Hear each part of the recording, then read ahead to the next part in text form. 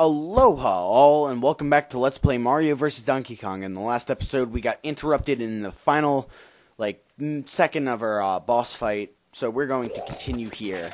I had to re-go in because I shut off my game like I normally do after I'm done recording.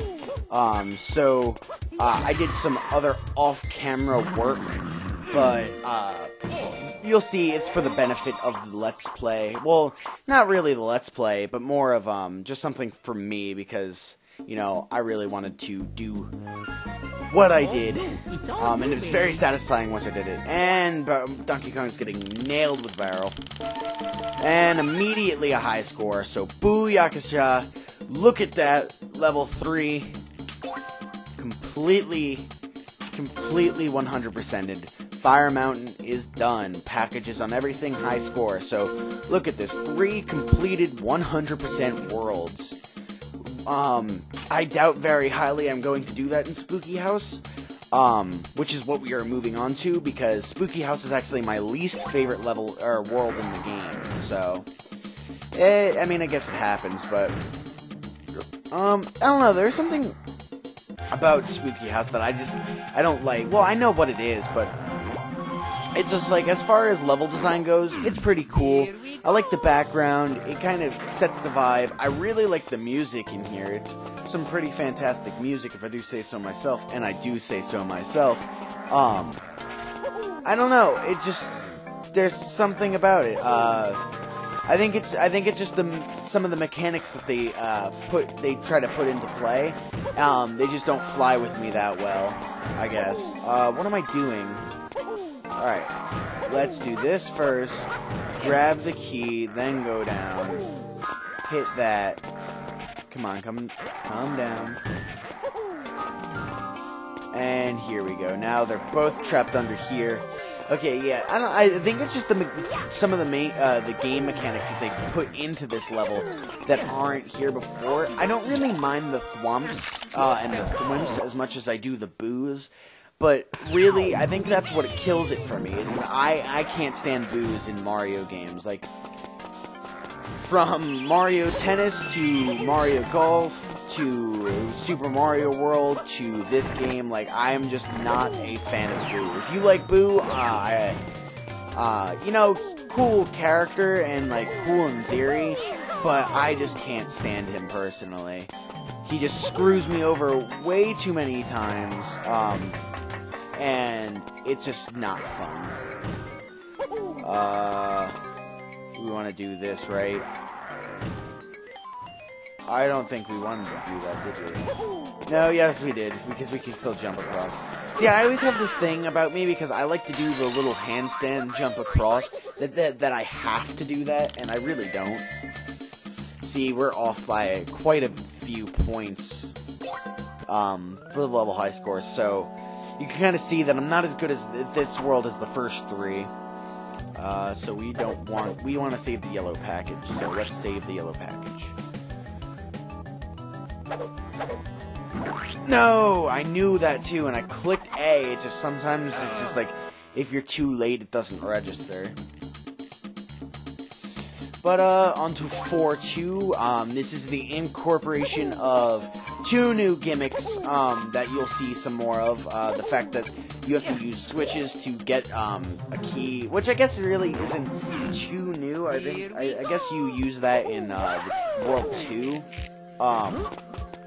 But, you know, I guess it's new in the sense that, like, you don't use the platforms for it. And time to... You don't really have to rush here, but yeah, you pretty much have plenty of time. And then the second thing is there's these new, I guess they're enemies. If you touch them, you will die. But you really... I mean, if you touch the back of them, you die. But it's these little, like, I don't know, they remind me of, like, bulldozers, I guess. And they're used for multiple things. They're platforms, as you saw there, but their main purpose is to squeeze you through these tiny holes, which I think is a pretty cool concept. And again, one of those things about this game that really impresses me. The stuff like that, those little things, those little enemies, and little mechanics that they put into the game. I don't know, just make it that much more enjoyable. And some of the puzzles with those guys are pretty entertaining. Like, I do like some of those levels. And there we go with level 2 high score. Cool.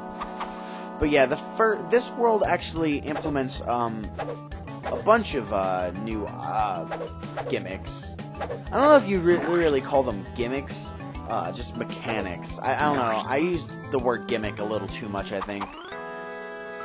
But alas, there we go, 3 1-ups. If you were noticing about my lives, it was just because when I was trying to go through for World 3 and get some of those lives, World 2 just gave me a few problems again, so, you know, it happens.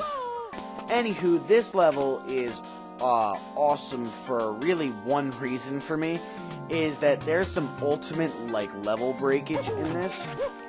And you will see right here, yeah, right there, boom. Normally you have to go all the way up and grab that yellow switch, and there's tons of waiting around to be had, but with that, it's like 1, 2, 3. Yeah. So you can really break this level where you don't have to wait as much, but if you're doing it the right way, the way that they intended you to do this game or this level, there's a lot of waiting around, as you can see.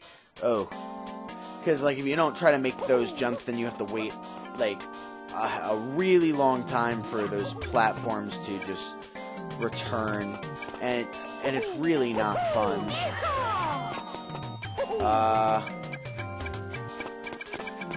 Oh man, I have to go back down here and get this key now. Yeah, you can't avoid it altogether, which is unfortunate. Oh my god, and then now I have to ride it all the way back up. See, I made the mistake of doing this, but you can see some of the techniques that I used, I guess. Oh, come on, what am I doing? Oh, alright, well, I guess I can show that off. If you fall from too high, you actually, like... Here we go! Alright, and we're back. Spooky House 4-3, I'm Paper Mario Guy. I already said that in this episode, but I don't know. Felt like saying it again. Anyway, this level, if I didn't say it before, because I don't even remember what I said before, introduces the gimmick of pretty much just waiting around, and waiting around isn't that fun, so I try to break this game a little bit using techniques and stuff like that I mean, they expect you to use, or at least I don't think they expect you to use it, to help me out, but sometimes that screws me over, and that seems to be what has been happening thus far in this.